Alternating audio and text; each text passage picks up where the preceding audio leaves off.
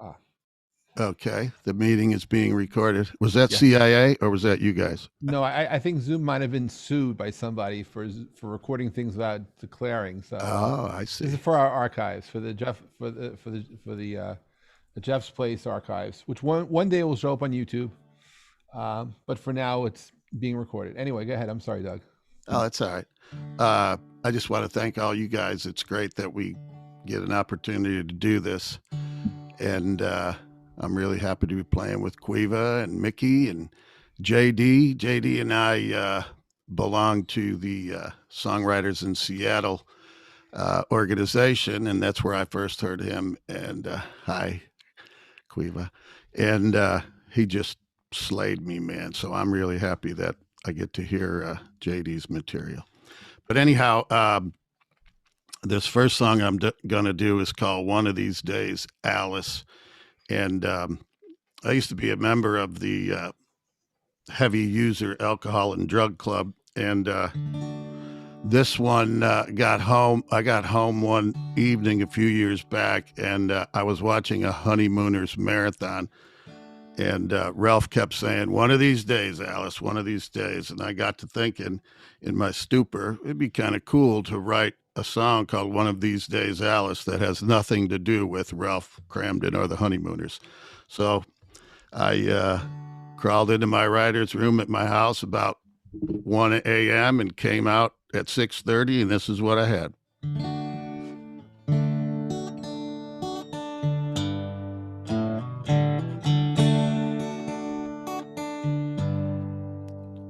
Not a day goes by I don't think of you, Alice.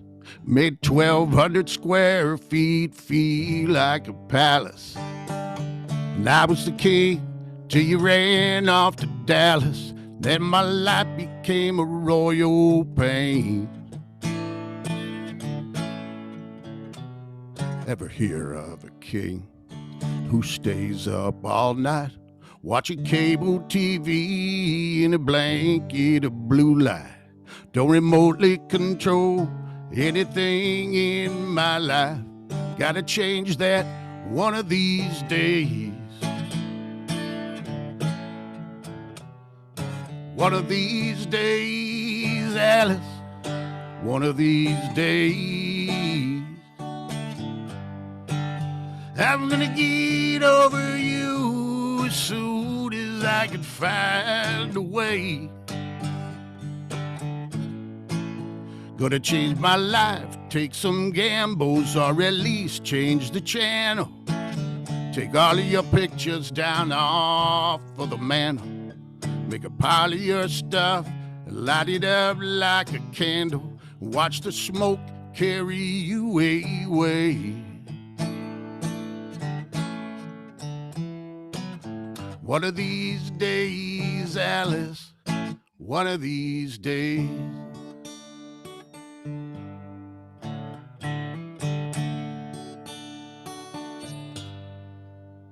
I'm gonna cut my hair, shave this raggedy beard off, get on back to work if I haven't been laid off. And if I have, maybe then I'll just take off for some warm, exotic, sunny place. Hook up with a young, hard-bodied beach bunny, or maybe find me a gentrified older lady with money. Laugh all you want, I know it sounds funny, but I gotta go before I go insane. One of these days, Alice, one of these days, I'm gonna get over you as soon as I can find a way. Gonna change my life, take some gambles, or at least change the channel. Take all of your pictures down off of the mantle. Make a pile of your stuff and light it up like a candle. Watch the smoke carry you away. One of these days, Alice, One of these days, Alice. One of these days, Alice. One of these days.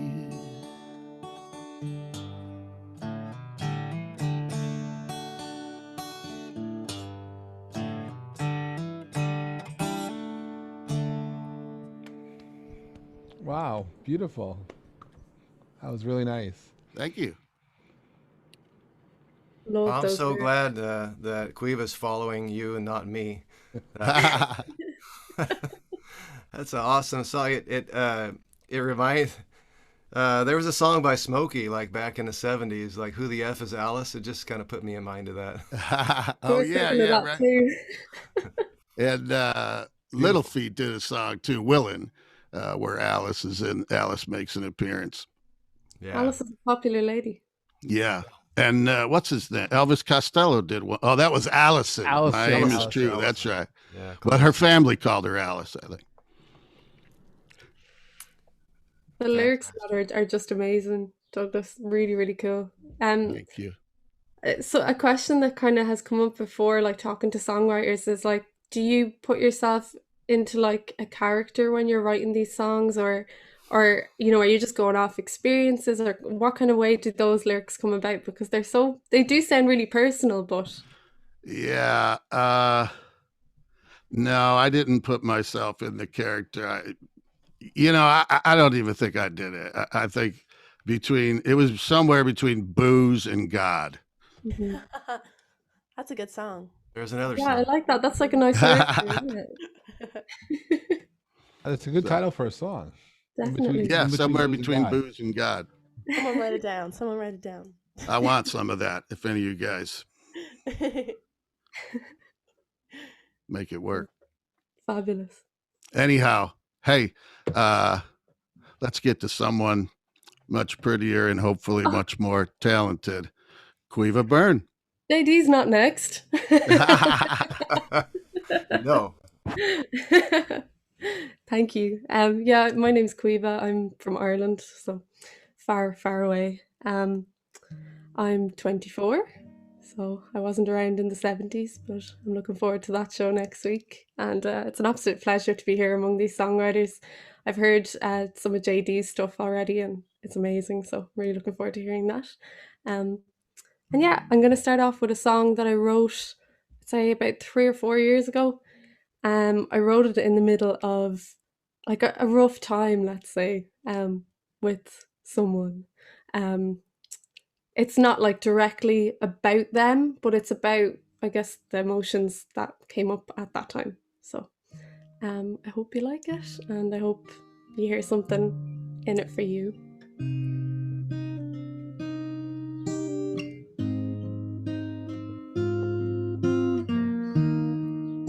I'm coming back to your door, even though I know I should stay away. We've been through this all before, but I'm here, so don't try and make me go away. Oh, it's been a long, hard fight, but I can't let you go.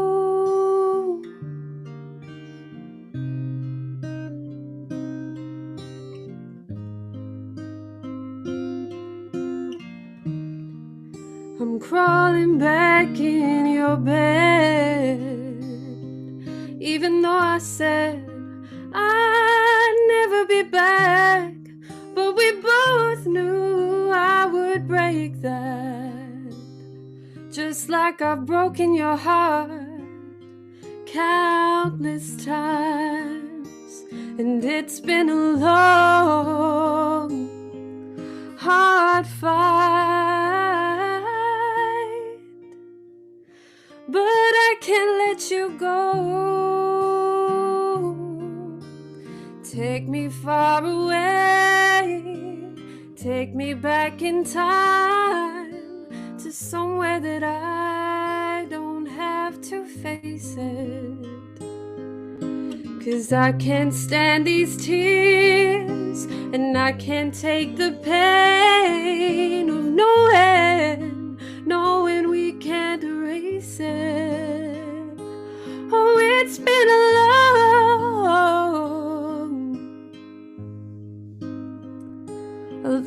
hard fight.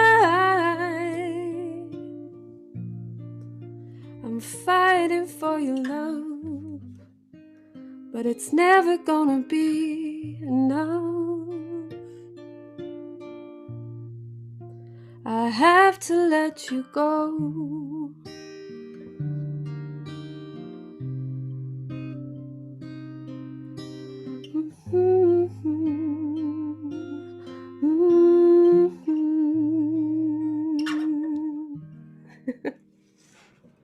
Thank you. Wow. What was the name of that song? Let You Go, I think. Ah, Yeah. Beautiful. That was beautiful. Beautiful. Yeah, that was awesome.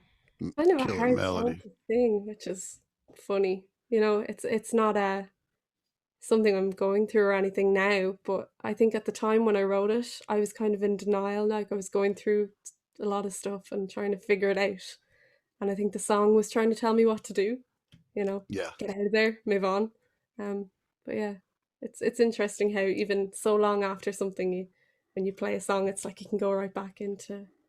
You know, Hugh Prestwood wrote a song called The Song Remembers When that Trisha Yearwood, I think, made a #1. And it's the perfect example that the song always remembers when.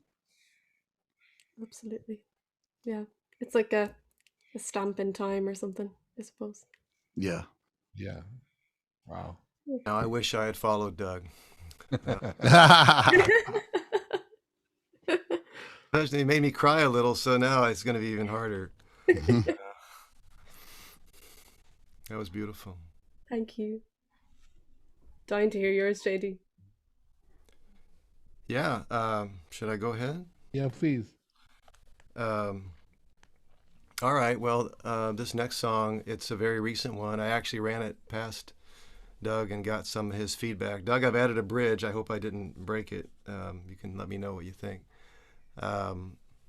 So we, the Songwriters in Seattle group that he and I are a part of, has a number of activities, and one of them is organized by a gentleman, Nat, who has a songwriting challenge every month, and he gives you a prompt. And we went through the whole first part of the year was going through the elements. We had fire and water and wind. This last one was books, which stumped me a little bit. But I was sitting here in my studio, which is also, the room serves many purposes, and I have all my photo albums up there. And I was flipping through it, and I thought, well, this is kind of a book. And so I got out, first I had my baby book, which really had me thinking about Mom, who passed away a few years ago. And then I found like the first photo album, which had, you know, the pictures not only of me as a baby, but like when they were first together as a couple. And it's very interesting to look back at your parents before you were around, before they had kids, you know, like what that looks like. So anyway, those were black and white photos because I'm of that vintage.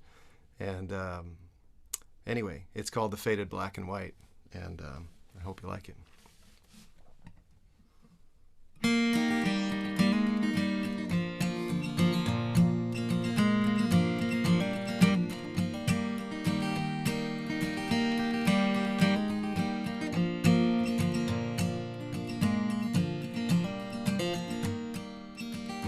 I've been flipping through the pages of a photo book.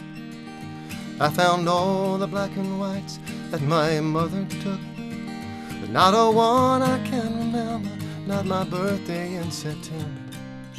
It's kind of like I was never there. There's just a couple taken before I was born, arms around each other in the trailer court, young and thin and cavalier, and then his pictures disappear. It's kind of like he was never there. His images on paper don't mean much to anyone, much to anyone but me. They're only made of light and silver and faces so familiar. Think of all the stories still alive, living in the faded black and white.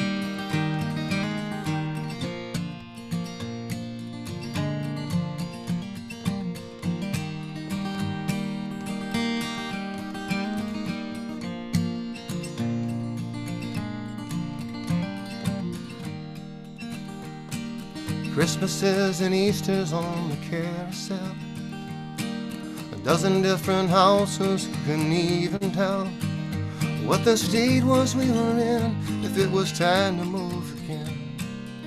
It's kinda like we were never there. These images on paper don't mean much to anyone but me. They're only made of light and silver and faces so familiar. Think of all the stories still alive, living in the faded black and white.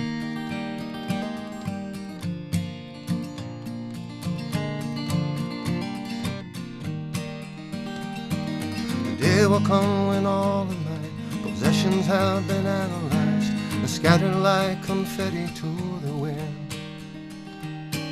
But that don't mean they didn't count, even if they never count again.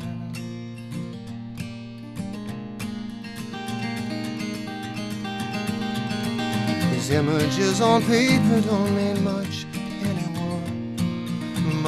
to anyone but me. They're only made of light and silver and faces so familiar. Think of all the stories still alive, living in the faded black and white. These images on paper, these images on paper, just images on paper, images on paper. Wow. And that was beautiful song. Beautiful song. The imagery, is absolutely beautiful. There's, wow. Right? I love the bridge that you added to, JD, man. And you and I have talked about our similarities coming up, and that song just slayed me when I heard it, and it slayed me again. Fantastic. It's a wonderful story. And It's so relatable as well. I mean, you know, even Yeah.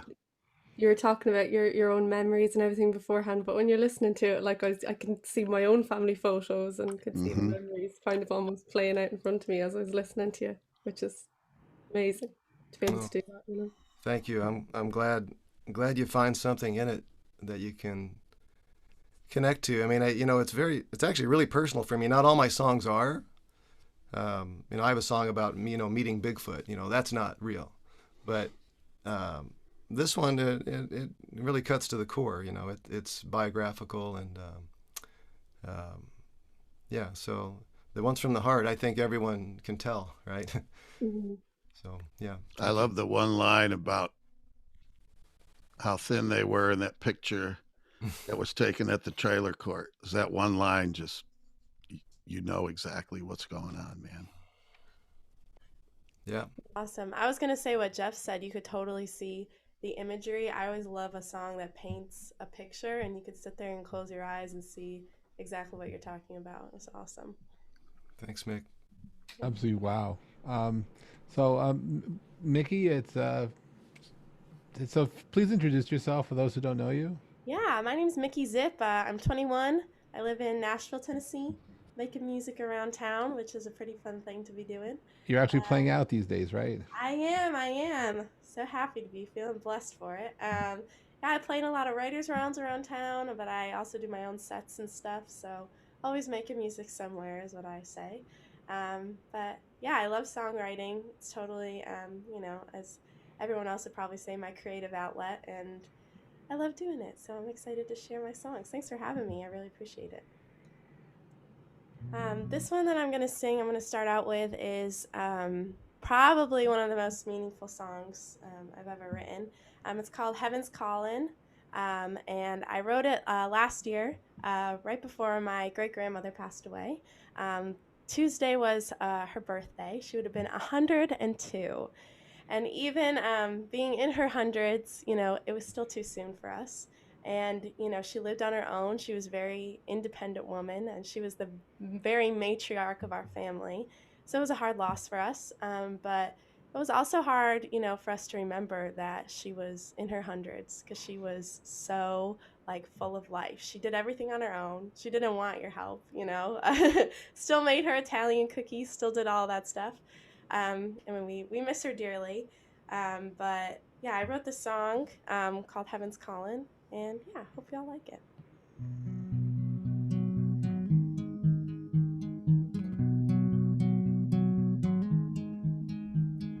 Driving back to my hometown, windows down, listen to the sounds.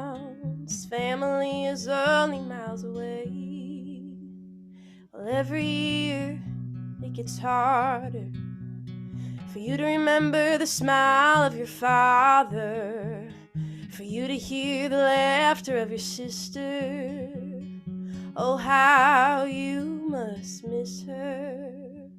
I know heaven's calling, but please don't pick up the phone. I want to keep you here, 'cause you are part of home. I know you gotta go and it's selfish to make you stay, but I can't imagine a world without you, so I have to say, I know heaven's calling, but please don't go away. It's hard to watch you struggle getting out of bed. I remember where you are, what you said. All these years on earth and you still smile, even though you haven't seen your mom in a long, long while. I know heaven's calling, but please don't pick up the phone. I want to keep you here, 'cause you are part of home.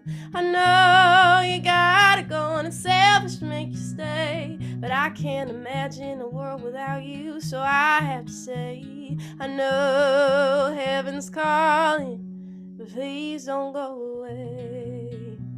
If God came tomorrow in a big white light, you would look at him and smile in delight. My heart would be broken and tears would fall. I still would want one more day to be able to give you a call.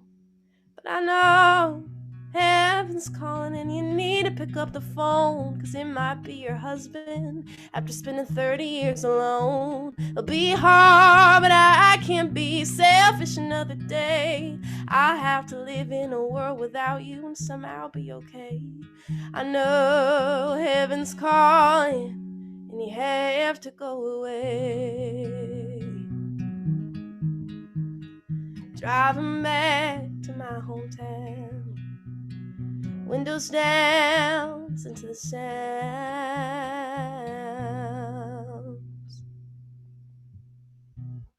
Thank you. Wow. Just tears. Oh my goodness. Wow. Thank you. So beautiful. Nice tribute. Really Thank nice tribute. Thank you. I appreciate it. That was so, so beautiful. Thank you. Thank And you. I love exactly what you were saying about, your great grandmother being in her hundreds but still being so full of life and everything. But the same goes for you as a person you're 21, like you're so young but so full of wisdom as well and self-awareness. Oh, Like those thank you. lyrics where Thank you're able to really put yourself into her shoes and see how much she was missing, but still be so honest to say, I really don't want you to go, even though I know you have to. It's just gorgeous. Thank you. Yeah, I'm very lucky to have had a super close relationship with her and my mom as well. And she always told me stories about her and everything. She still does. But we just said one day, we were like, it must be so hard to have not seen your mom in so long, like being that age. She lost her mom a long time ago, and she told me stories about the way that she would talk about her mom and how much she loved her. And the day that heaven would call, it's going to be like a big family reunion for her. It's hard to talk about, sorry. But when she passed, that's what we thought about, was like she's up in heaven and it's like this big reunion of family and seeing her husband and everybody. So yeah. That's nice. Very nice. You showed a lot of, I think, a lot of maturity for your age to not be selfish. Like to recognize that you can't, shouldn't want to hang on to her. It's been a good run. Yeah, definitely. Well done. Definitely. Thank you. I want to know what Italian cookies she baked. The best in the world. My grandma carries on the tradition, of course, but there's some great recipes. I try and make them. They don't come out the same, all right, but Well, my grandmother and my mom still bakes them every year. She's 88 this year. And did you have the sesame cookies, the long cookies with the sesame seeds? They called them Gigilena back in the day. I remember seeing them, but I don't think that's one of our like staple cookies that we always make. How about the figs? The figs? Oh, we don't make a lot of figs. I think my grandma did that some years, but she alternates a lot of different ones out. There's certain ones that she always makes because she knows that they're the staple. One of them is almond paste cookies. Oh, yeah. We call them pink and green cookies because there's one side that's pink and one side that's green. So yeah, the Witchadati. I see Daddy Corsi from my hometown just wrote Witchadati cookies. Yeah. Oh my gosh. Those are the figs. Yeah. But yeah, the almond paste, I know what you're talking about. Yeah, those are all of our favorites. All of the cousins were like, nobody touched them. They are ours. Nice. Fantastic. I'm getting hungry. Well, man, I hate to break up this beautiful family memory, but I'm going to sing about opioids. Sorry. Being as I said, a longtime member of the Alcohol and Drug Club, I wrote this song called Opioids and Jesus. I had cancer back in 2008 and started my opioid use prescribed, and I liked it a lot. And then as, time went on, I got to learn more about them. And then all of a sudden I was addicted for 8 years. So being a good Catholic boy, I was torn between opioids and Jesus. And that's what this song is about.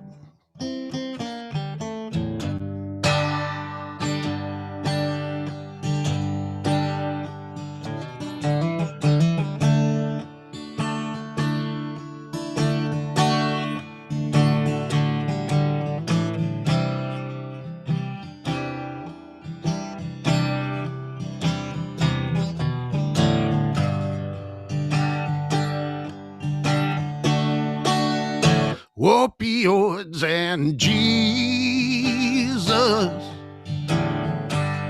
are all I need to get by.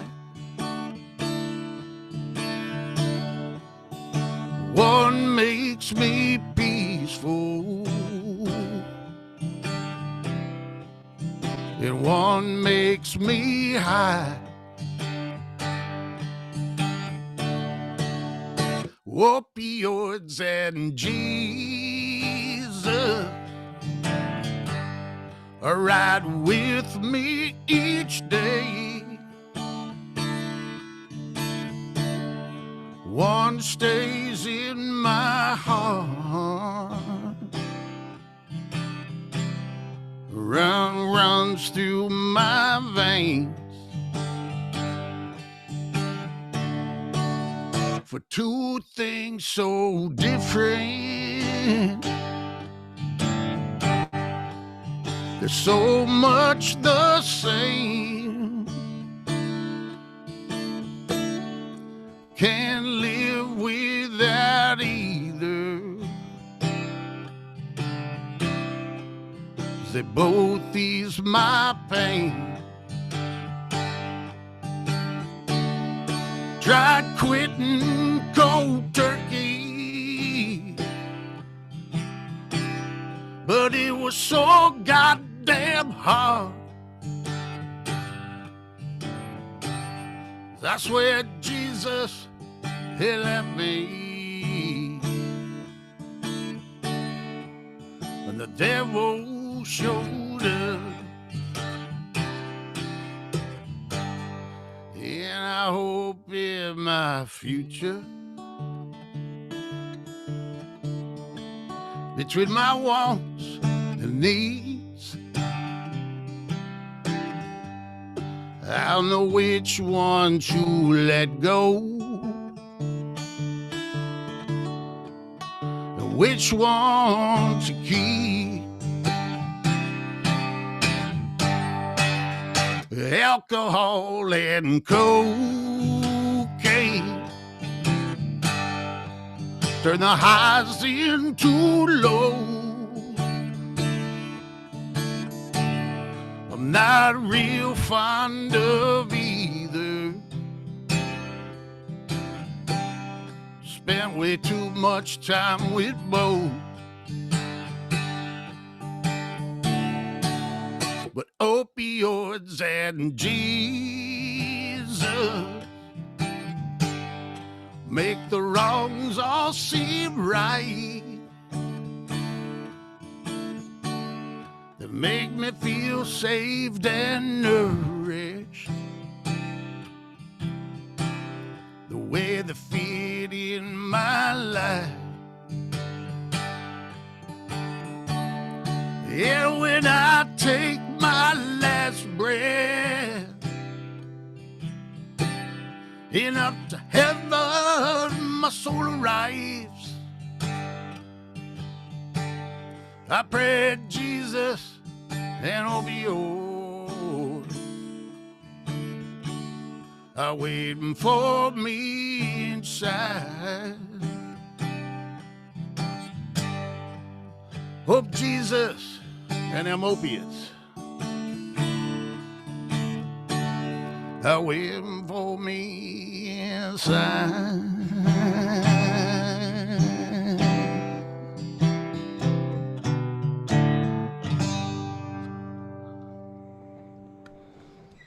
Wow.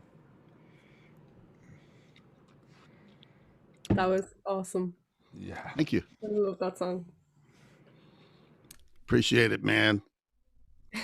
I had a really weird moment while you were playing where I was just kind of fumbling along, and actually the next song I'm going to play almost matches. Perfect. It matches it really well. It's a totally different song, totally different idea, but the chords go really well with it, which is cool. Fantastic. So we got a segue. Yeah, it was a nice weird finding there. Go for it, man. Cool. Yeah, totally different idea behind this song. It's to do with kind of like writer's block, but almost like writer's block for the soul, where you can't access your own inspiration or your own like inner thoughts and things like that. It's like they're locked out to you. So that's kind of what it's about. So I hope that comes across.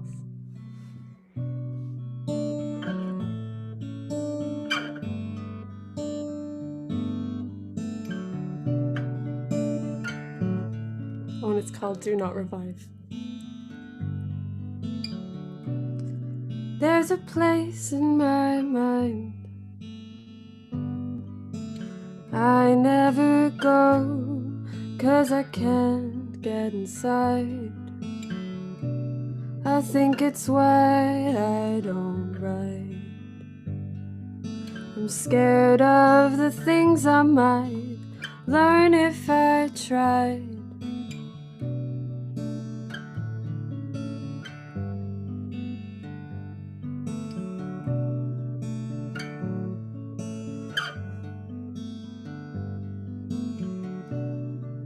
That part of me died, but I had to kill it for my soul to survive. I pray every day and night no one will come and attempt to revive. I should fashion a sign This heart is retired, so don't waste your time.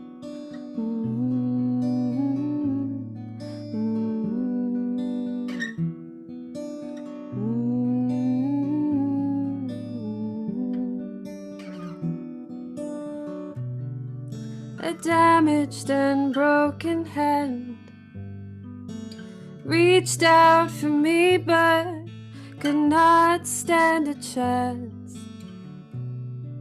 I might play along, pretend I'm someone with a will for romance, but I know it's not right. Down in a dress that was never my size, I'll make up a sign. This heart is retired, so don't waste your time.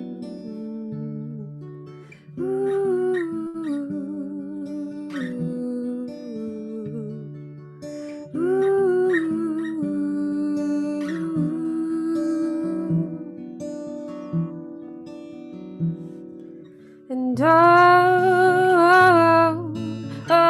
how it's changed.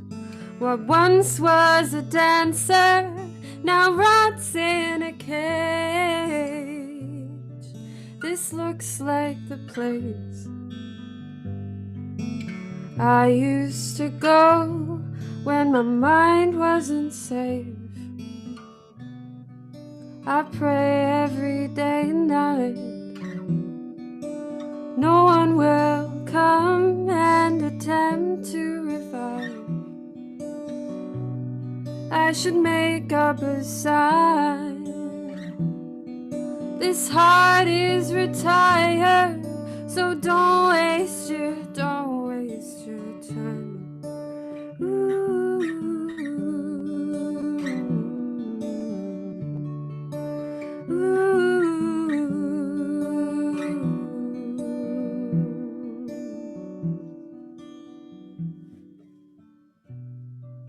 This looks like the place, but I can't be sure, for oh, how it's changed. Your love is a cage.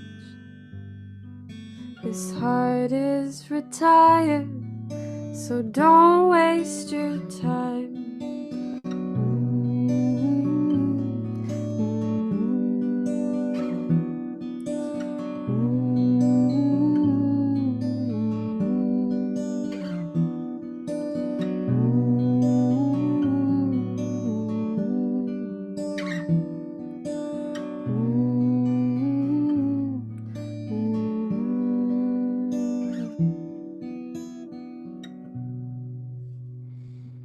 Thank you. Wow. Oh my man, I could just lay down and Yeah. not wake I was up. thinking so much of Doug's song though while I was playing that. I don't know why I know they're totally different, but the whole opioids and Jesus, it's this kind of, like a forbidden love or something, like something that you shouldn't, Right. you shouldn't want, but it's got that hold on you, and I don't know, for some reason it resonated for that there. Well, you're a melodic genius, man. That Yeah, that melody just sound. melts The me. chords were just phenomenal. Yeah. I mean, even if you didn't sing, just the chord progressions just carry you. It's like you're floating down a river, and taking in the view. I mean, it's really, really Well beautiful. said, JD. Wow. Yes. And that voice is just exquisite. And I love that line about the dress being the wrong size. Mm-hmm. Kind of too. encapsulates the whole deal. It was cool. Very nice. I was gonna say exactly what they said. The melody on that was just like he said, if you just sat there and played the chords, I could have listened to it like all day long. It was so pretty. You should definitely listen to Laura Marling if you ever get a chance. She's an English singer-songwriter, and I think that I was inspired by what she does. She does so many open tunings and things like that, and there was one of her songs I was learning, and then I ended up starting to write this one. So I think it's like directly inspired by the stuff she does. So if you ever try, give her a listen. I'll have to check her out. What's her name again? Laura Marling. Marling? Type it. Yeah, Marling, like starling. Okay.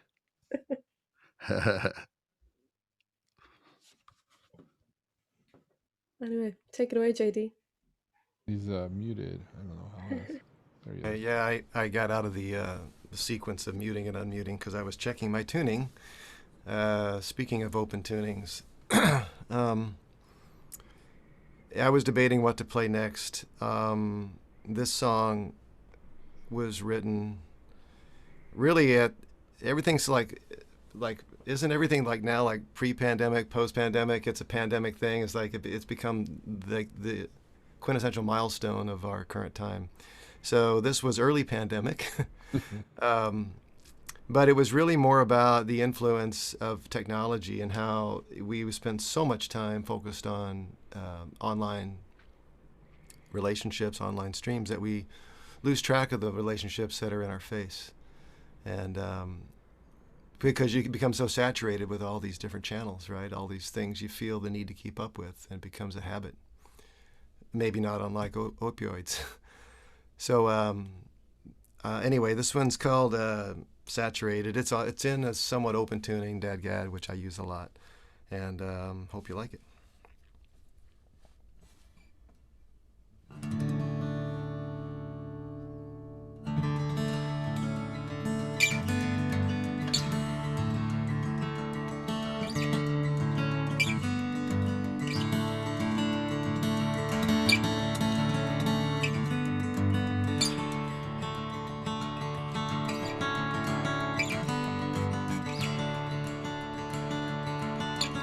So many ads, so alone, so many channels, yet I can't find nothing on. But every time I turn around, I'm into something new.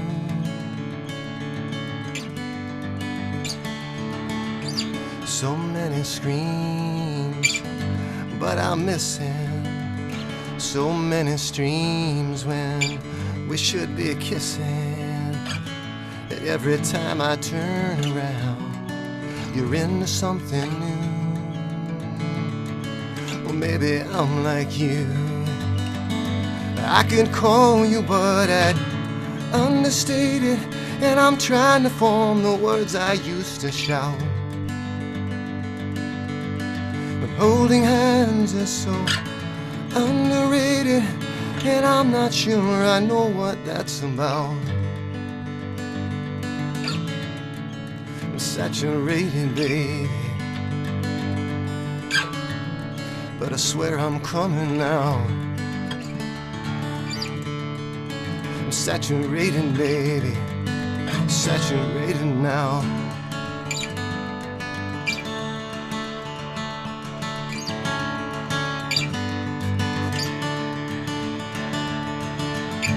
I'm still alive, the clock is ticking.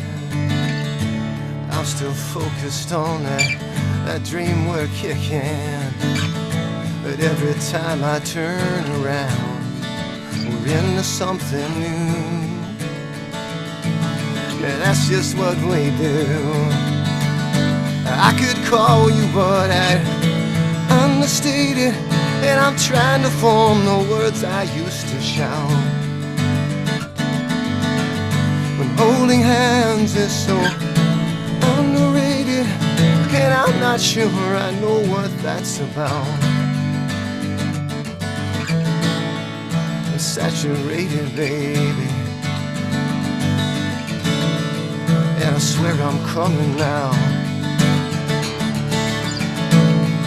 Saturated, baby, saturated now.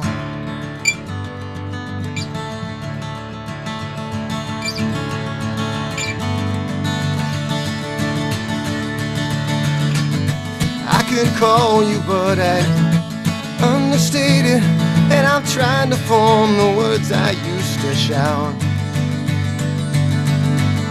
When holding hands is so underrated, and I'm not sure I know what that's about. saturating, baby.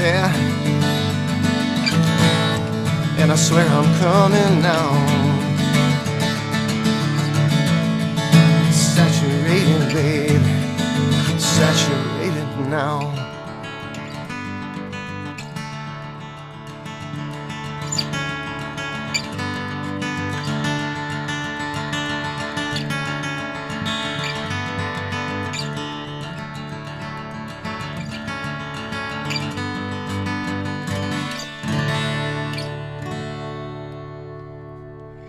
Yeah. Wow. Nice job. Awesome song. That was, truly awesome song. A song for our times, isn't it? Yeah, song for the times. Feels that way Saturated. sometimes. Yeah, I had a thing yesterday where I was like, I'm going to stop looking at my phone. Like between certain hours of the day, I just won't look at the phone, because even though it's a way to keep in contact and all of that, like there's so many times when I feel like getting nothing from it because I'm saturated. Oh, what's worse is you go out and you realize you've forgotten your phone. That feeling. Yeah. That's worse than That's forgetting your liberating. lunch. And that's pretty important to me. The lunch. But the liberation from the phone. I remember a few years ago, I was on holiday, and I jokingly thought I would just, not be on my phone. But of course, I go into the ocean with my phone. I ended up 7 days offline, and you know what? Life went on, and it was actually pretty nice. Wasn't intentional, but my phone did not. They tell you put salt or whatever on your phone. Forget about that. It did not come back to Nice. life. Yeah. But I spent a week offline and having fun, and it was good. I couldn't share it, but it was good. So I think, this being saturated sometimes reminds me of the need for self-love, being able to stop what you're doing and to love you. Because sometimes when we get overloaded, we forget about that. And sometimes these days, particularly when there's so much going on, it's one thing to give love to someone else, but to remember to love you too. I don't think I think we're entering the summer of love. I think 2011, 2021, it will definitely be the summer of love from 67. But I'm hoping for some, it's also the summer of self-love, that we remember to be kind to ourselves too. I was hoping. I mean, the message from this song. I mean, it's pretty obvious, I guess, but it's stop holding the phone, and maybe grab the hand of the person you care about the most a little It's bit. Nice. underrated. So- As you said. Such a pet peeve I have is when people go to concerts and spend the whole concert with the phone up. Oh, And it's like they're not present. It's like they're actually looking at the world through their phone. They're experiencing everything through the screen instead of actually being there and taking it all in. And oh my God. Great I observation.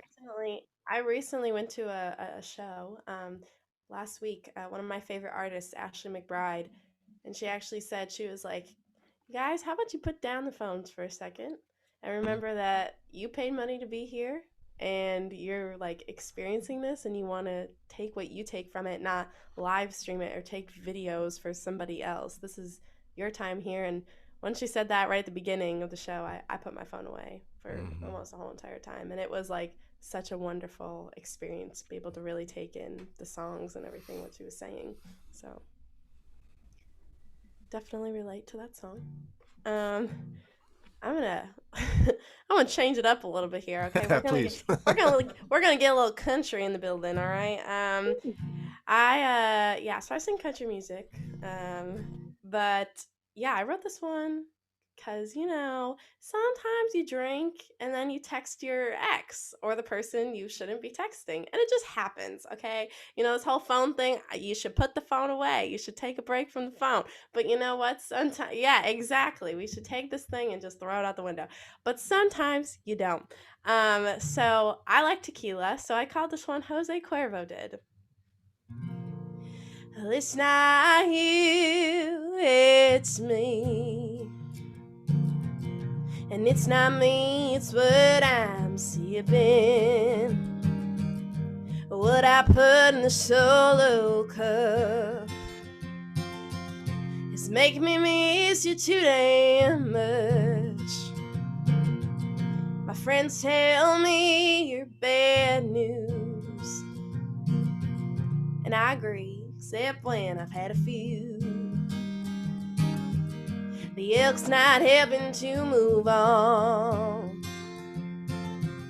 Maybe because it's too damn strong. Yeah, the moonshine's making me miss you. Jack is telling me to take you back. A sea breeze whispering what to do, telling me to keep knocking them back. I just came out for a good time, but Mr. Miller got me flipping the lid. It's over when I get that salt and lime. So I didn't text you, Jose Cuervo did. My shoulders got these devils from my blood alcohol level. I'll think different in the daylight. So when I call, know what I'm saying ain't right. Yeah, the moonshine's making me miss you. Jack is telling me to take you back. A sea breeze whispering what to do, telling me to keep knocking them back. I just came out for a good time, but Mr. Miller got me flipping the lid. It's over when I get that salt and lime. So I didn't text you, Jose Cuervo did. Maybe I should block your number, or even find another. But then I want to know what to do at all. Well, Mr. Jim is telling me to make that call. Yeah, the moonshine's making me miss you. Jack is telling me to take you back. A sea breeze whispering what to do, telling me to keep knocking them back and back and back and back. I just came out for a good time, but Mr. Miller got me flipping that lead. It's over when I get that salt and lime. So hell, I didn't text you, Jose Cuervo did. Thank you. Yeah, fun. That was fun. That's Thank a fun you. song.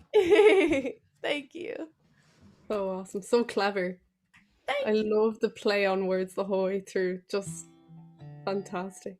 I love writing songs like that, you know, that have a good, a clever little hook. A lot of songwriters I look up to, they have a lot of cleverness in their lyrics. So I think I try and take after that a little bit. When I came up with that line, I didn't text you, Jose Cuervo did. I was like, I think I need to write a song that has that line.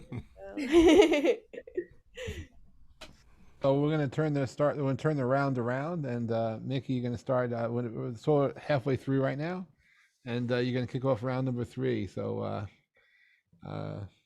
back to you, Mikki. We're going back to back here. All back right. to back for you. Yes. Well, this next one's a lot different. So I have well, I wrote this one with my friend Sammy Lynn, awesome songwriter here in town, and I was talking to her about how, you know, I love Nashville. I moved here 9 years ago, and, you know, I don't have any plans of, you know, leaving permanently anytime soon. So I love this town. I love the music. I love the people, the community, and everything. And I love where I am. I'm 20 minutes outside of Nashville. I always say I'm from Nashville because nobody knows the town that I live in. I'm in Mount Juliet. But I have a lot of friends I went to high school with, and they're like, ugh, can't wait to get out of this town. I'm like, what? I'm like, you got people moving here in truckfuls. Like, you're in one of like the coolest cities And they're like, oh, this town is so stupid. It's the same boys. It's the same this. And I'm like, that's because you're not going to the right places, you know? So we wrote a song about that. And this one's called This Stupid Town.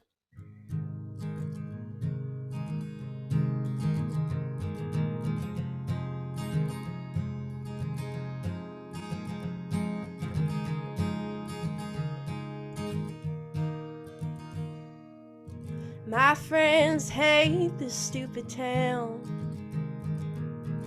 They all can't wait to get out. I can't stand these back roads and the boys we all know. But I love this stupid town. I've learned my way around. 'Cause at 13 I found me on these little country streets. Don't plan to leave. Well, if I never made it to this town, I'd probably be engaged right now and maybe have a baby on the way. So I'm so glad I found this town and the honky-tonk singing loud, just trying to make my family proud. Oh, I just love this stupid town. Met my first love in this town. Yeah, when we ended, I broke down on those same country streets. This is where I really found me. As if I never made it to this town, I'd probably be engaged right now, maybe have a baby on the way. And I'm so glad I found this town and the honky-tonk singing loud, just trying to make my family proud. Oh, I just love this stupid town. So I can join in with the crowd and put down this small town that built me up from the ground. I found my own sound. 'Cause if I never made it to this town, I'd probably be engaged right now, maybe have a baby on the way. And I'm so glad I found this town and the honky-tonk singing loud, just trying to make my family proud. Oh, I just love this stupid town. Oh, I just love this stupid town. Thank you. Kind of reminiscent of Casey Musgraves. Is what I was reminded of. The merry-go-round. Yeah, definitely. Yeah, I love that song, and I totally, understand that song. I'm originally from upstate New York. Really? Where? Syracuse. Ah, okay. I'm from Fredonia. Oh, really? Yeah. Gosh, small world. Would you look Yes, at it that? is. But The Italian cookies make more sense now. Yeah, that makes a lot more sense. But I'm from a small town in Syracuse, so it's a lot different living there. So, here it's like the big city and a lot of big dreams, and that's what I look at this town is to me. So definitely reminiscent of Casey Musgraves, that song. It was well said, man. I liked it. Thank you. JD, I'm gonna go back to you. Yeah. Yeah, you got me thinking a little bit, Mikki. I mean, I'm originally from a small town in southern Missouri, the Ozark area, and The Ozarks. Oh yeah, like the Netflix show. God, I'm yeah, jonesing well, for that show. sometimes maybe a little bit like that. I mean, everyone knows everyone's business kind of a thing, is can be great and can be awful. But I still love that little town too, and I wrote a song about it. I was gonna, I didn't plan to play it, but I should have. But I queued up a ukulele song just for something different. But I also, you reminded me that I hadn't introduced myself. I mean, I am JD Cotton. I live in Seattle now for a long time, but I'm originally from Missouri. Well, that's probably enough about me. But anyway, I just thought I would mention that a little bit. And this Jeff Dollars reminded me earlier that I wrote this song about how hard it is to make a living playing music. And so I had written this one a couple of years ago, and it's called "Ain't No Money in It," and it kind of circles around this topic about places and things that don't have any money in them or don't have enough, and music just being one of them. A little bit tongue in cheek, mostly written for other musicians and songwriters, but I hope you appreciate it.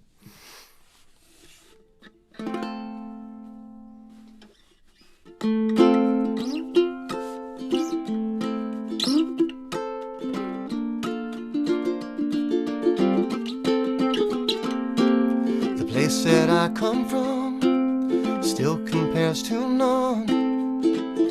We didn't have that much, but we had lots of fun. It was just one more small town and kinda beaten down, and hard to find a decent job, so no one stayed around, because there ain't no money in it, ain't no money in it, ain't no money here at all. Though honey, it's still true, I do it all for you, and feeling so alive for one fine minute. But to tell the truth, there ain't no money in it.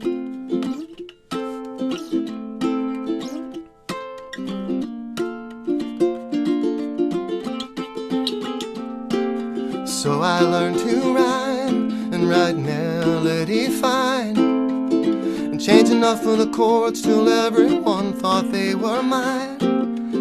I wasn't half bad, I wrote 'em happy and sad.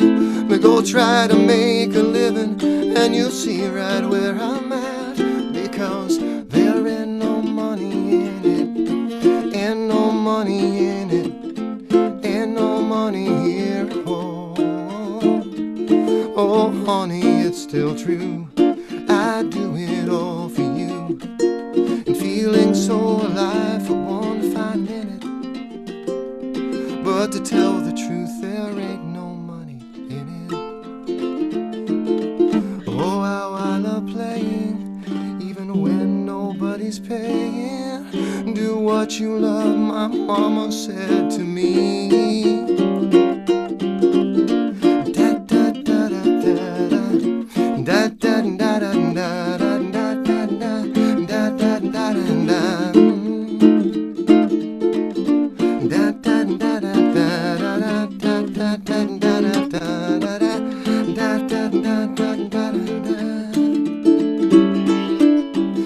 There ain't no money in it, no matter how they spin it. Ain't no money here at all. Oh honey, it's still true, I do it all for you.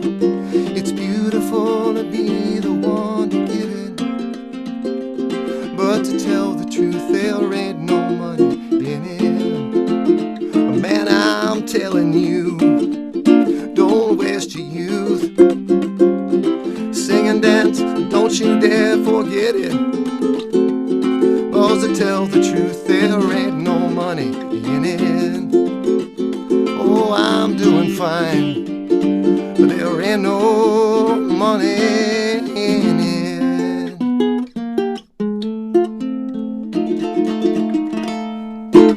Oh my goodness! Wow, and that ukulele and your voice together. Oh my goodness! Fantastic. It was a fantastic song. It was Cute. wow. I love this guy. Absolutely, yeah. He's my new. Somebody texted me or email, whatever, Facebook me the other few months ago. Hey, you got any new singer songwriters that you really like? I'm like, yeah. As a matter of fact, his name's J.D. Cotton. I just love him. I mean, I should put a bridge in here now about Jeff Dollars, maybe. Well, hey. Wow. Another song, baby. Wow. We're in the Jeff's dollars. Yeah. Well, thanks, guys. Thank you. That was beautiful. Yeah, the ukulele sounded it just sounded incredible, fabulous. Really, really nice. Thank you. Yeah, I actually had a little more interesting jazz chords, but you know how like you've got a really interesting part and then you chicken out at the end when you're gonna play it, and so I had it. And I had this like little thing, but then when I got into it, I was like, I'm not going to be able to pull it off, so I chickened out and did some basic thing. But hopefully, it was okay. Yeah, it was It was great. so cool. I meant to ask you on the last song you played, have you got these songs released, or like are there places we can hear them again? Because I'd love to go back and replay them. Um, no, Well, you get let's the see what I replay of do. this show, Quiva. I'll So replay the show, definitely, yeah. No, the last one I'll play is released when you come or if you get around to me again. But no, none of these no, are we get released around to actually. you four times around. Not to worry. Okay, thank you. Thank you, Quiva. Um, yeah, that last song made me think of a song that I have a very similar kind of sentiment. Or maybe really different, but I think it's similar. I don't know where my brain is going today, but it's one of those things of like being a musician and always being a musician, no matter what, even if there's no money in it, even if you never get anywhere, as they say. And I work as an engineer by day, but I always say I'm not really an engineer. I'm a musician, and then sometimes I say I'm not really a musician. I'm an engineer, so I kind Engineer. of go between. Um, but this song is a song I wrote when I was like 16 or 17, where I kind of was coming to a realization that no matter what I did, music was always going to be there. It was always going to be me. So, the song is called "The Musician."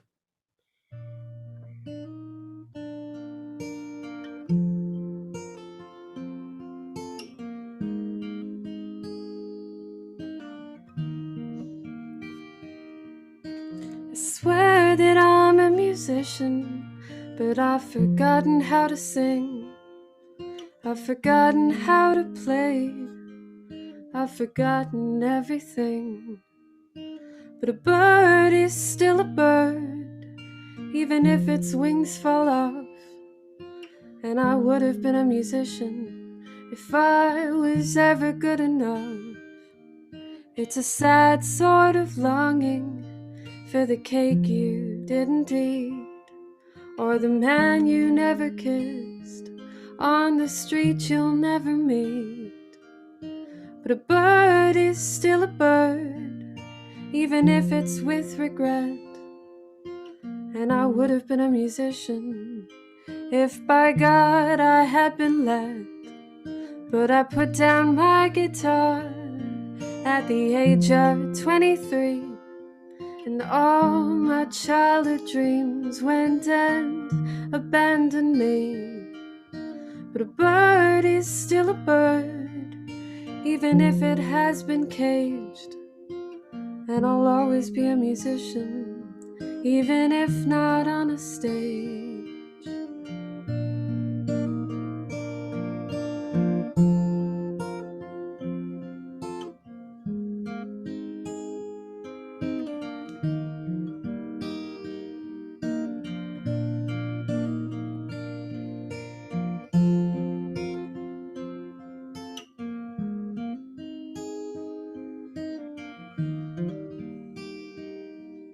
I swear that I'm a musician, and I know I love to play. And I'll always be a musician, even if no one knows my name.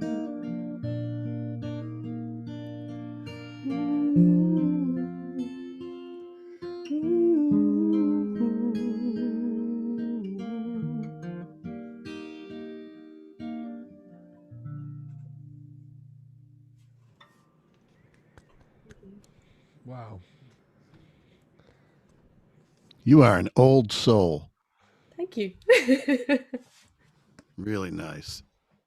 I love that. As like a musician, of course, I can like so relate to that. I do musical theater as well, and I didn't play guitar for a little bit, and I always would go back to it though. Like it was always there for me, and I like listening to that song reminds me of that time when I wasn't really playing as much, and I was like, but I'm still a musician. So I I loved it. didn't I didn't know that about you. I mean, I heard this song before Quiva, and it's beautiful. But I know this story, very similar. I think we have some similarities that way. I had to decide as I was leaving high school whether to join my buddy's band. He went to Texas, and eventually, Nashville. And now he's got a studio in Arkansas, whether to do music or something else safer. And I Mhm. chose engineering myself.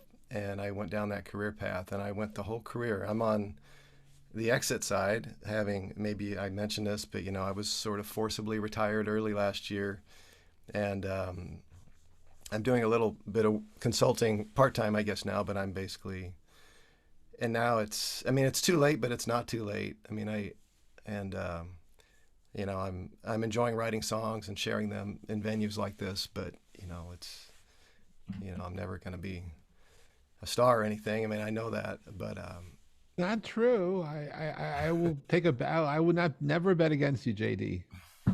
You never know. Certainly, someone could hear something you've written and they'll cover it for you, and the royalties might be better than what you did before, or you might actually release something and it just goes viral.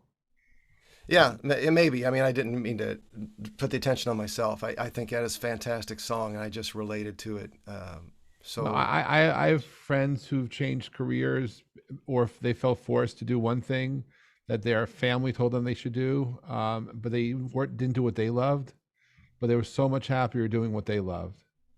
And yeah, for I sure. happen in the world of tech, I've been fortunate to have started a few companies, and I think I invested in over 450 startups. And the biggest challenge I've ever had as an investor in a startup wasn't finding the startup to invest in, but sometimes it was fighting with the entrepreneur's family that they should pursue the startup and not get a conventional job. Hmm.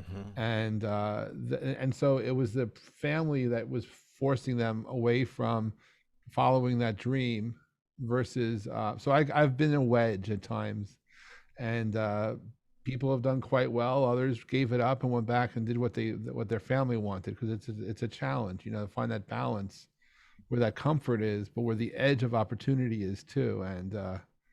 And I have friends who are artists, and some made it very big when they were quite young and never had it again. Others actually are doing it all the time. Maybe not as songwriters, sometimes as producers. But I firmly believe that if you have the opportunity to do what you love and to be in the flow of your passion, it becomes magical.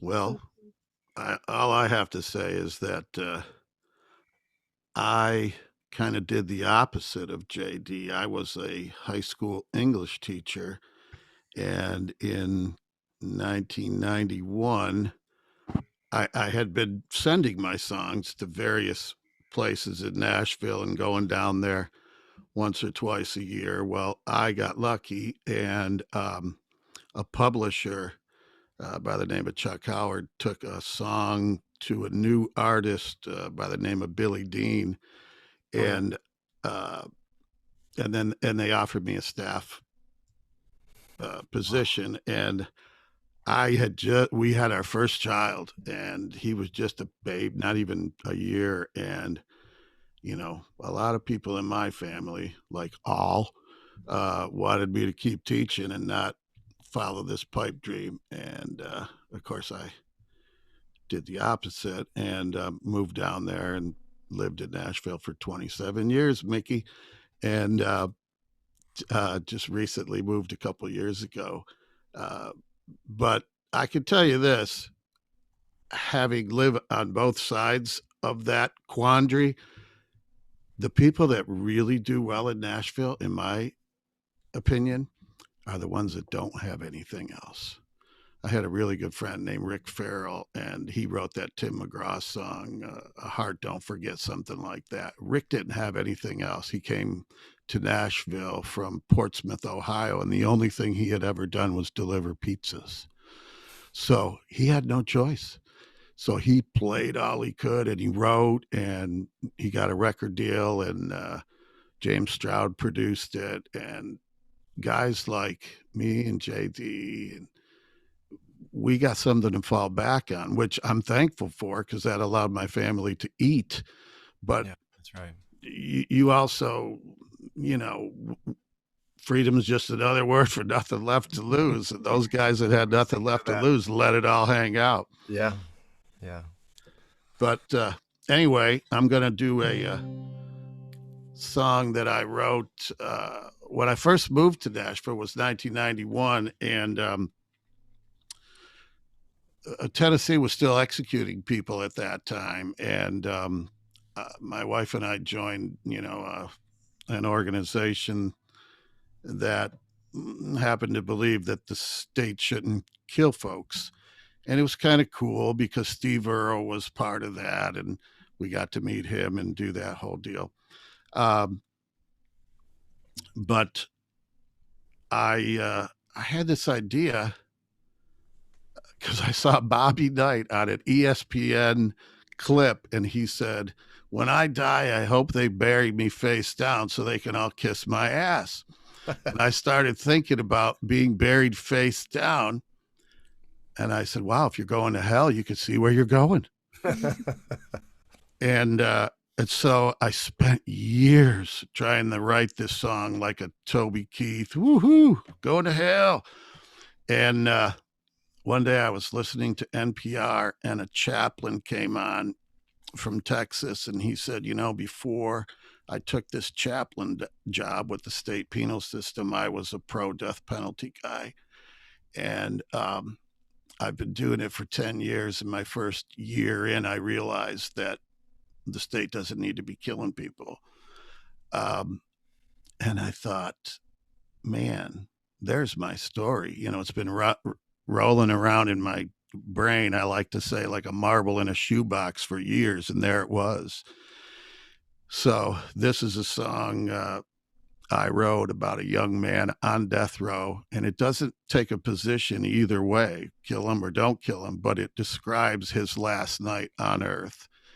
It's called Where I'm Going, and after his final meal, he gets a visit from someone that he was estranged from, and that was his mom, and she's there to say goodbye to him.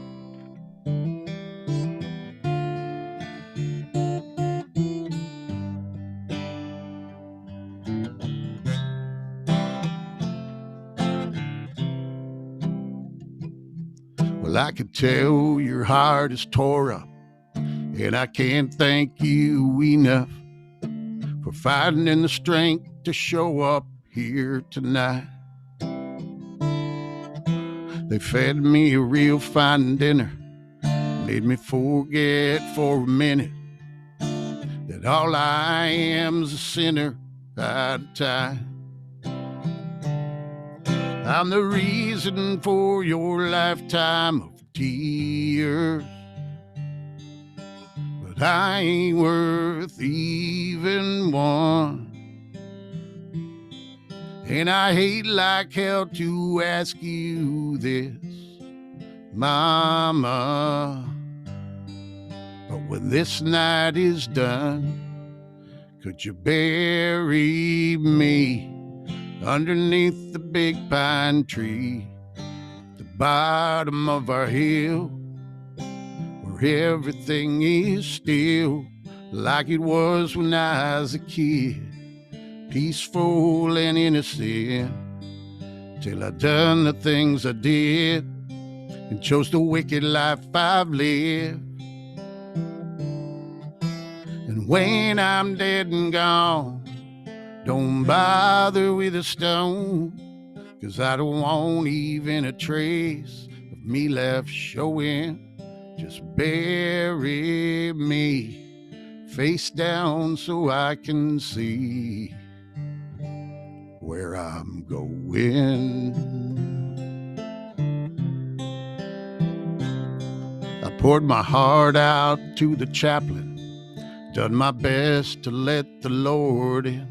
Hope my cold heart hasn't scared him away. They say it only takes 10 minutes once they fill your veins up with it, till the burning quits and it all fades away. And I know you know I'm scared right to death, 'cause you're the only one I never could fool.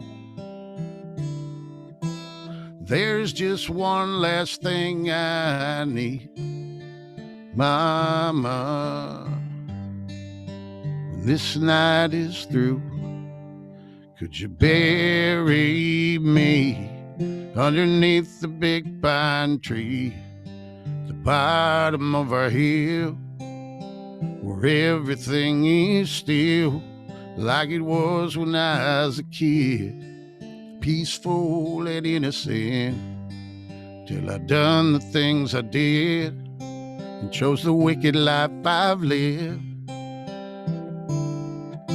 And when I'm dead and gone, don't bother with a stone, 'cause I don't want even a trace of me left showing. Just bury me face down so I can see where I'm going. Promise me you'll bury me face down so I can see where I'm going.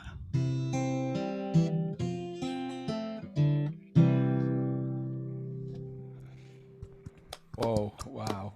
Yeah, unreal. Thank you. Okay, I'm glad I'm not following Doug again. Heck, why do I? Oh my gosh. That was Come on, man. You're my Nashville Italian I know. connection. I have no words. That was absolutely amazing. Incredible Please song. tell me that's recorded. Is there? Can we? Is It's like, not. can I please buy I had that? I want to listen to that all day. Me too. I had a publisher. My last publisher was a fellow by the name of Russ Savinson, who found "Achy Breaky Heart." By the way, he found that song. Don Von Truss had written it, and it was called "Don't Tell My Heart." And Russ said, "Wait a minute, man. We could make this a smash if we just tweak it a little bit and call it Achy Breaky Heart."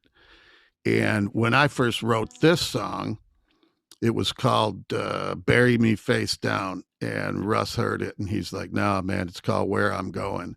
And he absolutely loved this thing. And he pitched it to everyone in town for years. And I never even had it put on hold. So go figure. Well, it was amazing. I love like a story song, and that is totally like a whole story. It's really, really awesome. I guess I'm next, right? Yeah. Yes. Okay. Well, this is our last one, right? Thank you so much, Jeff, for having us. This was really, really, really awesome. You know, I do a lot of rounds around town, and this was really, really cool. So to do this virtually with people from everywhere, I mean, it's just really cool Thank you. experience. So thank you so much. This last one, you know, I was going to end on a fun note, but, you know, I feel like this is the time to play some meaningful tunes. So this one's called 10:07, and I wrote it with Michael Keys and Jeanette King a couple months ago. And my family is big believers in signs from the other side, whether we believe in cardinals, you know, we're like the pennies on the ground, dimes on the ground. There's a lot of different ones that people believe in. Yeah, us too. Yeah. It's, you know, everyone has their little thing they believe in, signs and everything like that. And so me and Michael Keys were supposed to be writing together this day. And yes, butterflies, definitely. Oh my gosh, yes, butterflies. My great grandma, she loved butterflies. And now every time we see one, we think of her. We say it's her. But this day when we were writing, Jeanette just came along. It was one of Michael's friends, very last minute. And I was like, of course, you know, anyone is welcome to come write. So they came to my house, and she came inside and she goes, do you have like a lot of cardinals around here? Like, and I was like, oh, did you see a cardinal out front? She's like, yeah. I was like, oh, that's my grandma. Don't worry about it. And we started laughing because she totally got it. She's like, my family very believes in cardinals. And we got talking about it, and we were like, well, this is definitely what we're going to write a song about today. And she shared with us that her grandmother, with her sign is 10:07 whenever she sees 10:07. 10:07 is the address of her grandma's house where she spent a lot of time growing up. When she came into Nashville to record her first single, she drove into town right at 10:07 and the radio turned off. When she came in for her second single, she touched down right at 10:07. So pretty crazy. So it's what it's called, 10:07. And my name is Mikki Zip, and you can follow me at MikkiZip_official on Instagram for, all music related stuff. I got some tunes out there. I didn't play them today, but yeah. So this one's called 10:07.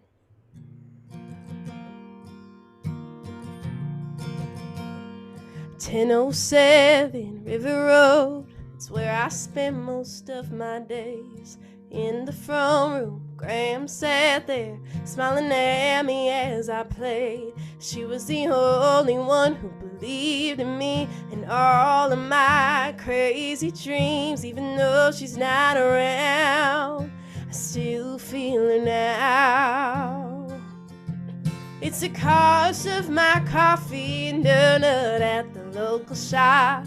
It's the exact time I look at the clock and my whole world stops. Well, cardinals fly, pennies lie, people got their own little signs, but I got mine from her in heaven at 10:07.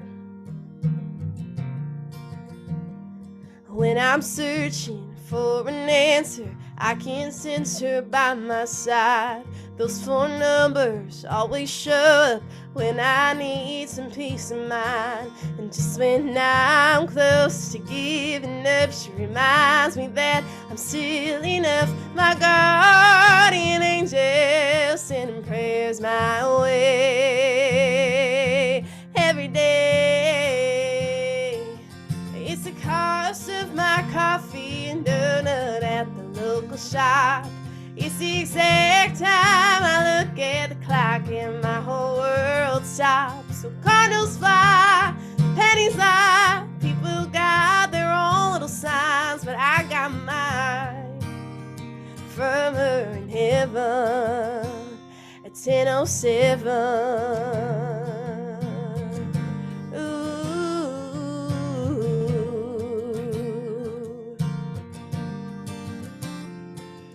It's the cost of my coffee and donut at the local shop. It's the exact time I look at the clock and my whole world stops. So cardinals fly, pennies lie, people got their own little signs, but I got mine from her in heaven. Oh, I got mine from her in heaven. 10:07.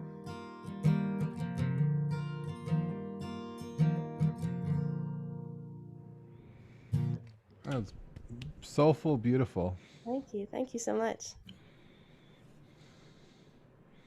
That's Wow. a really sweet one. Thank you. I love the imagery in that one as well. I mean, I think I was in that song and suddenly it was over. Yeah. It was just like pulled me in. So great job. Thank you so much. Thank you. Your songs are packed full of gorgeous imagery. And your voice is fabulous as well. Like the whole thing just, yeah. Right It's back at really you, girl. warm or something. There's something so nice about it. Like it's, Oh, yeah. thank you so much. Thank you.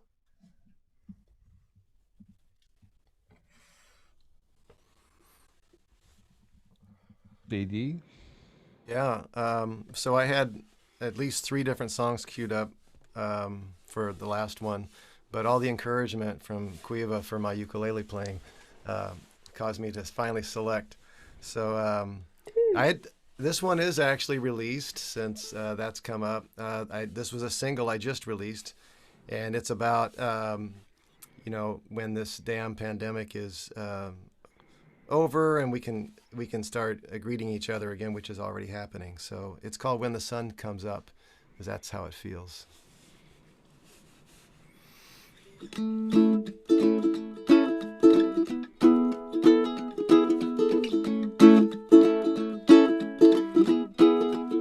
When the sun comes up, I'm gonna give it a whirl. I'm gonna run outside. I'm gonna kiss my girl. Gonna do all the things that I've been dreaming of.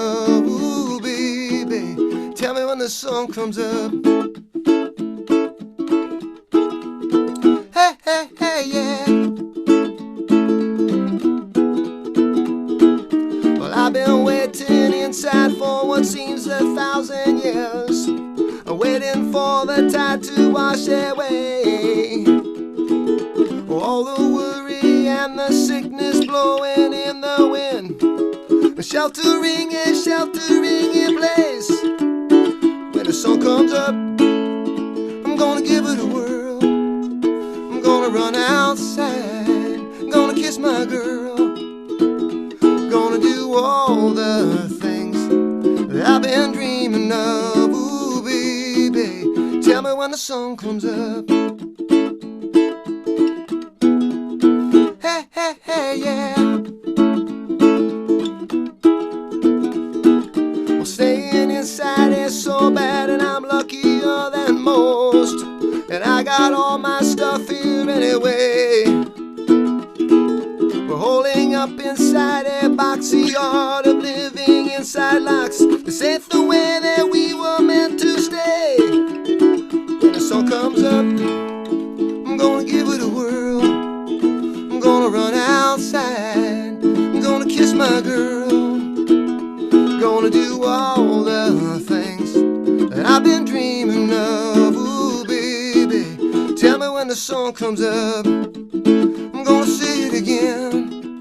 I'm gonna run outside, I'm gonna see my friends, gonna do all the things that I've been dreaming of. Ooh, baby, tell me when the sun comes up. Hey, hey, hey, yeah. Hey, hey, hey, yeah. Hey, hey, hey, yeah. Yes. Oh wow, that's fun. Absolute fun. And yeah, I would encourage the ukulele too. That was just something special about the way you play that. Is different than a lot of others I hear. And wow, it was. It was absolutely pure fun. Really, thank you for choosing that. I was. Oh, yeah, you're welcome. Yeah, that's released. The release version has got horns like, like tuba and trumpet. It's kind of just fun, crazy, just having a good time with all my, MIDI instruments. So, yeah, do check it out if you get a chance. I can't wait. I don't know why, but you got me a little little Jason Mraz on that a little bit just from. Yeah, There's just something about that brought me into that space. I'm glad because ukulele's been overused, seems like in recent years, like for laxative commercials and things like that. So Perhaps so, but here right now, it really sounded wonderful. So thank you for doing that. Thanks so much. The IBS with D commercial. When you started playing that, it made me think of B.J. Thomas, who recently passed away, and raindrops keep falling on my head. Oh my gosh! Yeah, that ukulele in there makes the whole song, and his voice, of course. Wow, that's a big compliment. Yes, sir. All right, well, rock on. Incredible, JD. It's such a pleasure, like to hear all of you guys. Like I'm like instantly a huge fan of the three of you. So thank you so much for your Right song. back at you, Caoimhe. Right back at you. And thanks so much, Jeff and Lauren and Harry, for doing this. Because oh my God, like when could you have this opportunity in normal life? It's a really funny feeling, like having come through all the horrible year that we had, and like everybody had struggles and such a hard time with it. But look at this, like the feeling, and then the opportunity to be able to talk to people across the world who you never would have met, and get that connection, get to hear these songs that you would have never otherwise gotten to hear. Like, that's incredible. So thank you. Thanks a million. And with that, I'm going to play a really depressing song. Right. Although I don't like singing anymore. It's not true, but and I will point out you wrote this when you were 16, right? This one's actually a newer one, so I don't like singing anymore. It's one of my newest songs. It's a bit scary, I think, the fact that that's the title. But It's the only song as well that I've ever kind of released. I have it on my Bandcamp, which that's what I'll call that released. So I hope you like it, even though it's not very happy.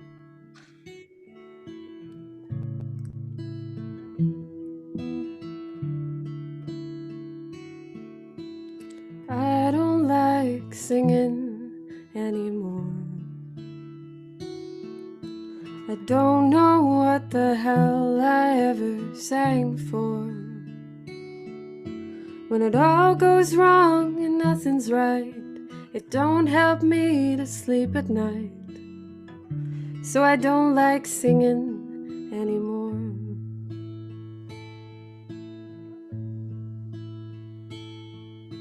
And I don't like talking anymore.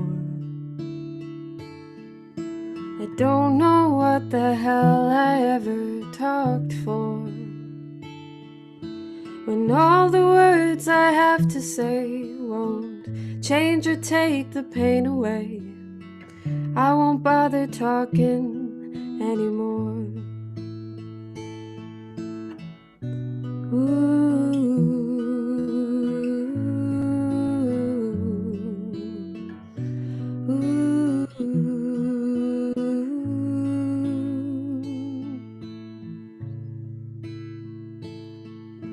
And I don't feel like dancing anymore.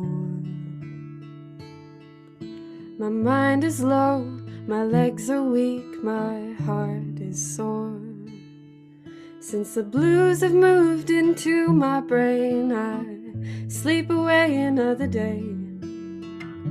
I don't like dancing anymore.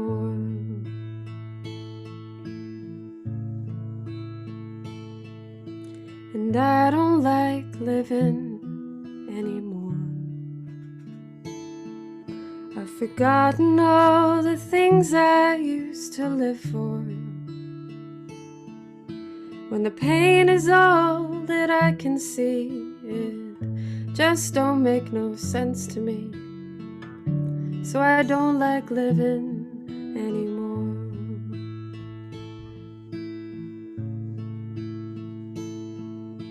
And I don't like singing anymore.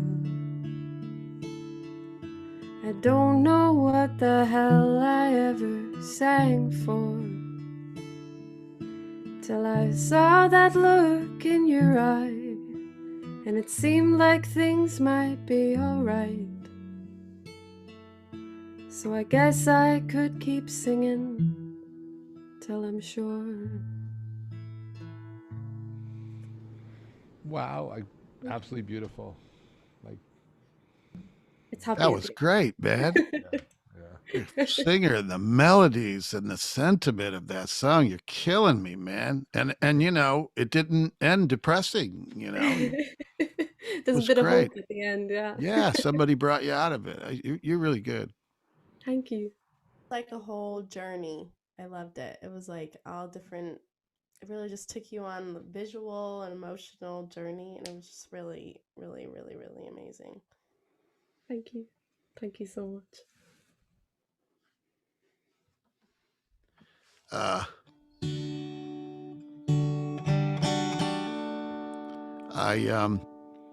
guess I'm going to end with a new song, and unfortunately, it's new because I lost a friend, a lifelong friend. His name was Larry, and we used to call him Lair. And he's gone, and you know, still have his mask card on the dashboard of my truck, and his picture's right over there on my wall. And I talk to him virtually every day. So his memorial is this Sunday, and this is for him. It's called "Hey There, Lair."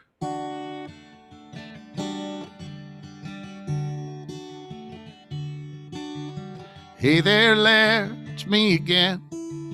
Lost in thought, going through some memories.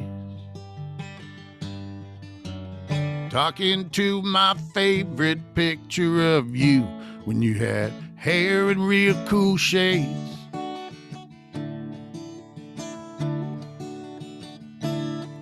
I remember the night we all got so high, went on a mission to find that elusive magic bowl.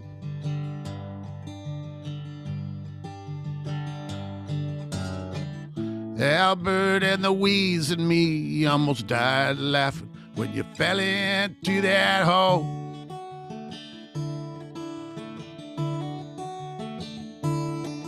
And that day in Southern Cali, across the double yellow line on some Ocean Street.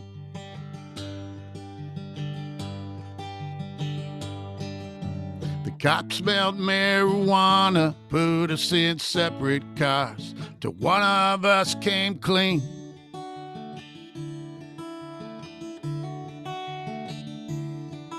Then they searched the van and found our speed and 3 or 4 quarter pounds of weed.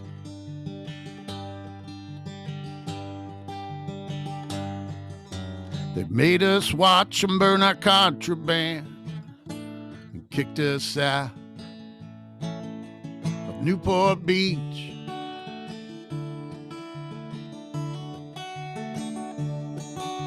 It's true we had our dust-ups, but always found a way back up.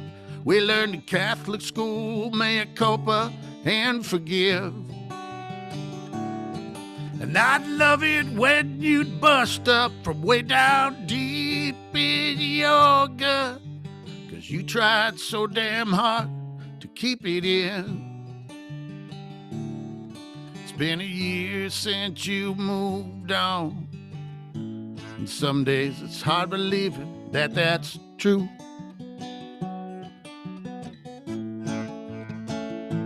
The more things change, the more they stay the same. And hey there, Lair, I'm still talking to you.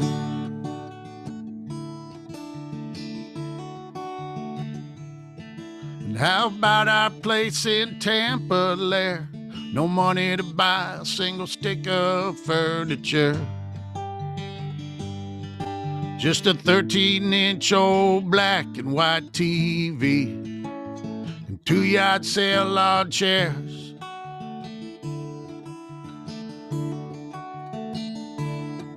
But you made the best tuna casserole that a starving young man ever ate.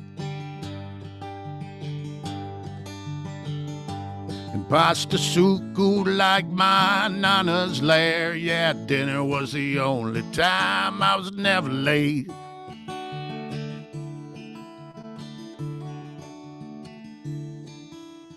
Hey there, Lair, I gotta run, but we'll talk again tomorrow or the next day. I got your MasterCard on my dashboard, so you're with me every mile along my way.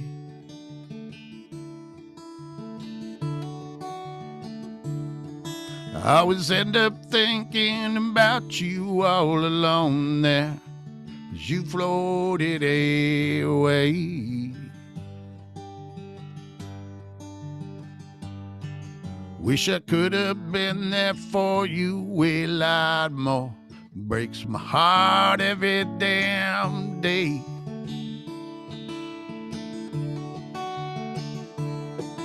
Yeah, it's true we had our dust-ups, but I always found a way back up. Both learned in Catholic school, mea culpa and forgive. And I'd love it when you'd bust up from way down deep in your gut, 'cause you tried so goddamn hard to keep it in. It's been a year since you moved on. Some days it's hard believing that that's true. Some more things change, the more they stay the same. Hey there, Larry, I'm still talking to you.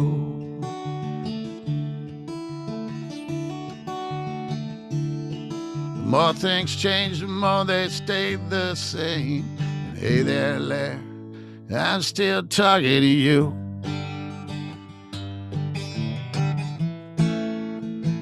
Still talking to you.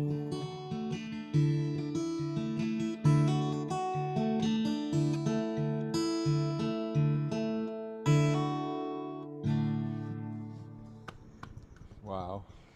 Thank y'all. That's for Larry. Man, it's easy to see, how you had a staff songwriting position. I mean, it's like every line could almost stand on its own. You write powerful songs consistently. I haven't heard a single one ever that didn't Thanks, just JD. pull me in. That's why I like you so much. True.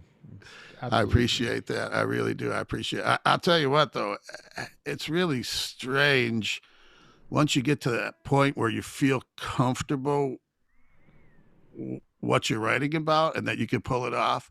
It no longer becomes you in the paper. It's almost like you're a conduit. Sometimes I've written songs where I'll wake up the next day and I'll say, holy shit, was somebody in the room with me? It's you're like a conduit from somewhere out there through you to the, and I'm just really thankful. I love doing it, and I'm very thankful. And thanks for saying that. That was very powerful, and flow is very powerful like that. That when you have the moment, and because you could spend years writing a song, and when my mom passed in February, I wrote a poem. Actually, I guess she wrote the poem. I just captured it, but I didn't. I just got a download of all the words. I did not edit anything, and it was pretty cohesive. It was even grammatically correct, and I never write with good grammar. So, and it was just present there. So it's like when you can capture that, it's just absolutely magical. And particularly if any of the words that are in your song are actually not words that are in your colloquial speech, it's like, well, Right. okay, how'd I do that? Yeah. Because it was there for you and it became your words because you wrote them down. So it's special. It's just absolutely magical. Look, all of you together, you created magic right here today. I thank you for that. Yeah, I we're mean, great, man. being able to transparently bring together people from East Coast, West Coast, Ireland, it's like, oh my goodness, and to share the energy, right? To basically not only perform but to be intimate, right? And being able to cry. I mean, I'm crying from some of these songs, and like I just feel it. It's very powerful stuff, and I don't think that every song has to be about depression or about depressing. We can have fun too, but being able to be raw and real and being able to have our open hearts, that's what it's all about. And I thank all of you for being part of Songwriters in the Round today. It's very special and very intimate. And I thank Lauren and Harry for helping to organize this, and everyone who's in the audience, and who I do hope you do remember to tip our artists. And I do hope you all come back, because it's truly an honor to have you as guests. And I have to confess, Mikki, I was hoping you would do your fun song about the '80s music, because I can't get out of my head ever since I heard that. Oh my gosh! But I was like, but next time it was. Mikki has a fun song, but it's like, how often do you hear? Like, I hear a lot of songs, but like it's rare to hear a song that's it's still in your head. And so it was absolutely beautiful. So but all of you, Jeff, thank always you. time. What? No, I'm not going to put any pressure. It's okay. You want to hear a fun song? Yes, Yeah. right. Yeah. Let me grab my guitar. So I can hear Go get it. All right. No pressure or anything. But this is a fun song. This is a pop song too. I have to say, it's on the top of my list to record. I'm in that dilemma where I have a lot of fun songs and songs that are so meaningful to me, and I just don't know which one to pick. But this one's definitely It's a fun song. At the top of them. This one's called Like It's the 80s. I always say I love 80s movies. I don't know if anybody here loves 80s movies, but we remember the 80s. Yeah. My mom tells me a lot about the 80s, but my mom introduced me to 80s movies, and they gave me unrealistic expectations for men, because I thought a boy was going to show up with a boombox outside my door. That hasn't happened yet. Say anything, right? Yeah, right. So this is called Like It's the 80s.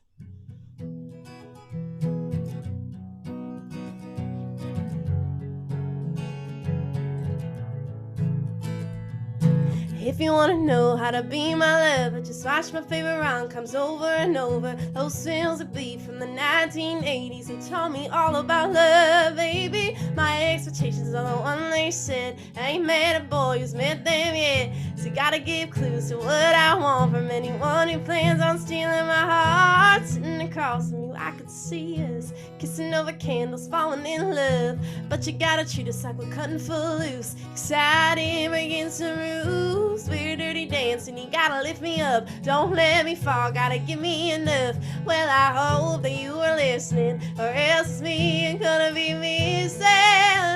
You gotta throw rocks in my window in the pouring rain, and gotta hold the boombox over your head, standing in my driveway. You gotta sing aloud all the words, don't you forget about me. Yeah, you gotta love me like it's the 80s.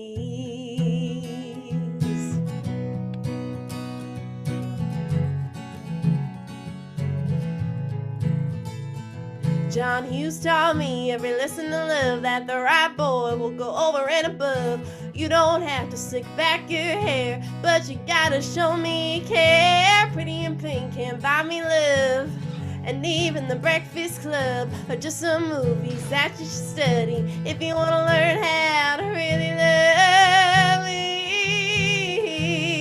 I gotta throw rocks in my window in the pouring rain, and gotta hold a boombox over your head, standing in my driveway. You gotta sing aloud all the words, don't you forget about me. Yeah, you gotta love me like it's the 80s.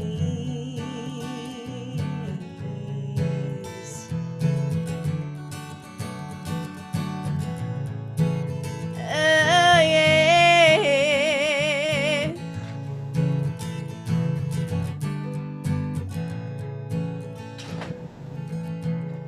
You gotta throw rocks in my window in the pouring rain, and gotta hold that boombox over your head, standing in my driveway. You gotta scream aloud all the words, don't you forget about me. Yeah, you gotta love me. You gotta throw rocks in my window, yeah, in the pouring rain. Gotta hold that boombox over your head, standing in my driveway. You gotta scream aloud all the words, don't you forget about me. Yeah, you gotta love me like it's the 80s, like it's the 80s, yeah, like it's the 80s.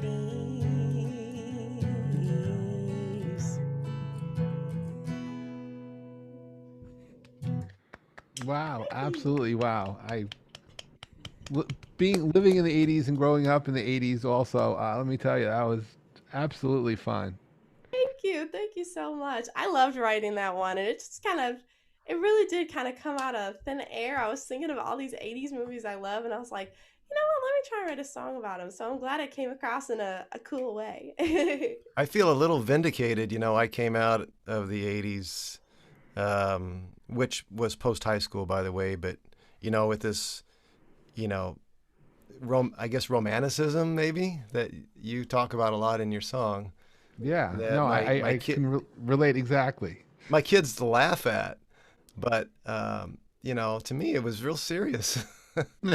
Yeah. Hey, watch Say Everything again. Watch The Breakfast Club again. See if it takes on different meaning. I mean, I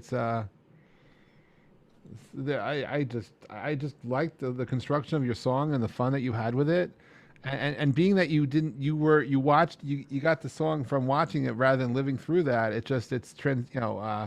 I was just fun. I don't know. I enjoyed it. So thank you for humoring us. And thank you for playing that. It was Thanks beautiful. for letting That me was play it. great. Thank I you so enjoyed it. much. Thanks. Well, you guys, thank you for being on the show today. I would love to have each of you back. Each and every one of you are just beautiful and real, and the words resonate loudly. And I'm just grateful to have met all of you, and hope to continue to get to know you because, Lots of magic here. So thank you all for being part of the show today. I just want to Thank you guys. Thanks so much. Really You're thank the you all. lucky ones. You're awesome, and thank you for just being present. Lauren, Harry, thank you too. And Lauren, are you doing you giving away Jeff coin to the audience, or what are we doing? Well, I decided today everybody who's here who has a coin should get some. I mean, has an account.